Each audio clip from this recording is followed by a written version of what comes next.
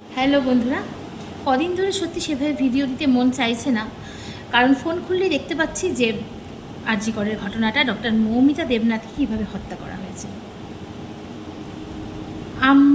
আপনারা সকলে হয়তো কিছুদিনের প্রতিবাদ মিছিল বের করব, সকলে চিৎকার করে বলবো উই ওয়ান্ট জাস্টিস, কিন্তু একটা সময়কে সকলে থেমে যাব, সকলে ভুলে যাব, কিন্তু যার প্রাণটা গেছে সে কিন্তু আর ফিরে আসবে না। যেই মায়ের কোলটি খালি হয়ে গেছে সেটি কিন্তু আর ভরবে না। সেই মাই জানে তার যন্ত্রণাটা কি হচ্ছে।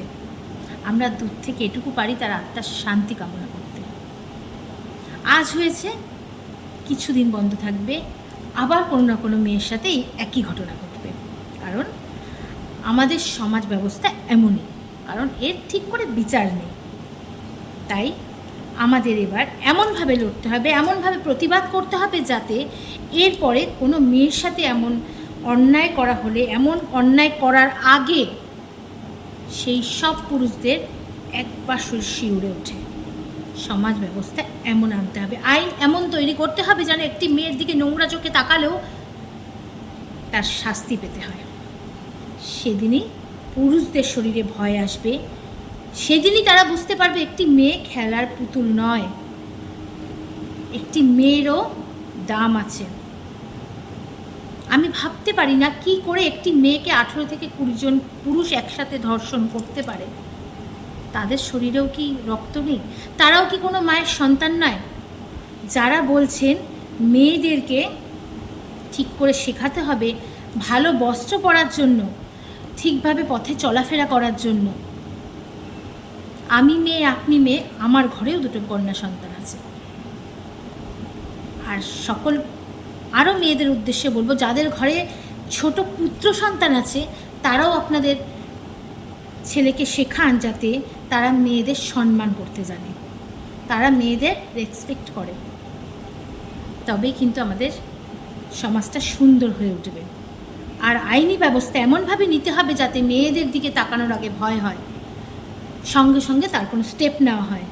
আর এই সব ধর্ষকদের যখনই ধরা হবে সেই মুহূর্তে তাদের ফাঁসির ঘোষণা করা উচিত, কারণ একটি মেয়ে, আগেই বললাম, খেলার পুতুল নয় যে তার জীবন চলে গেল, কিছুদিন প্রতিবাদ হলো, ব্যাস ভুলে গেল সকলে। একটি মেয়ের জীবনের অনেক মূল্য, মেয়েরা মায়ের জাত। তো আমরা মেয়েরা কিন্তু এইভাবে যেসব মেয়েরা চলে গেছে, বিশেষ করে এই যে রিসেন্ট ডক্টর মৌমিতা দেবনাথ চলে গেল, তার শেষ দেখে ছাড়ব।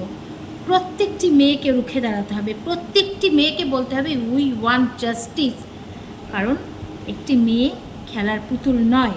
তাকে যেভাবে হোক হত্যা করা যায় না, তাকে যেভাবে হোক তার জীবনটা নিয়ে নেওয়া যায় না, আর টাকা দিয়ে সব কিছু ধামাচাপা দেওয়া যায় না।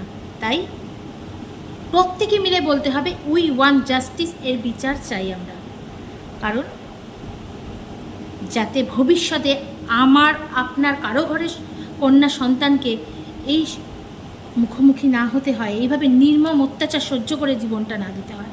তাই চলুন আমরা সমাজ ব্যবস্থা এমন করি, এমনভাবে লড়াই করি, এমনভাবে এগিয়ে যাই যাতে পুরুষদের ভয় হয় কোনো মহিলার দিকে, কোনো মেয়ের দিকে নোংরা চোখে তাকাতে।